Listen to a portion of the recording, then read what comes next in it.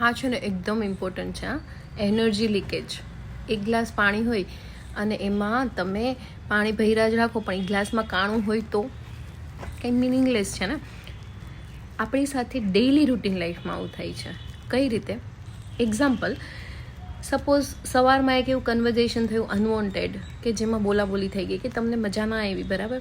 હવે physically moment પૂરી થઈ ગઈ પણ તમારું માઇન્ડ શું કરશે? સતત રિપ્લે કરશે, યાર આવું કઈ રીતે બોલી જાય, આમ તો થોડું ચાલે, મારે આમ બોલી દેવું જોતું હતું, આનો મિનિંગ શું હશે, આવું કઈ રીતે વિચારી શકે. માઇન્ડ સતત રિપ્લે કરે છે કન્વર્ઝેશન્સ, અને જે કન્વર્ઝેશન્સ પૂરા થઈ ગયા છે પણ માઇન્ડ સતત બેકગ્રાઉન્ડ નોઇઝ આપે છે. એના પરિણામે તમે જે સિચ્યુએશનમાં જે જગ્યાએ છો ત્યાં પ્રેઝન્ટ નથી રહી શકતા. એટલે એકચ્યુઅલી તમારું ગમતું કામ હોય પણ તમારું માઇન્ડ અગર બેકગ્રાઉન્ડ નોઇઝ કરતું હોય તો તમે એને મજા નહીં લઈ શકો ને.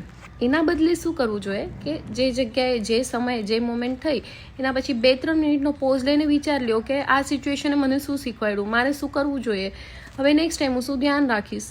That's it. પછી એ વસ્તુને એનર્જી જ ના આપો જેથી કરીને તમારી એનર્જી બચે. અને આ ડેઇલી રૂટીન લાઈફમાં થાય છે. માર્ક કરજો, હે ને. Check your energy leakage. પછી જુઓ તમને કામ કરવાની મજા આવી જશે. Bye, stay tuned.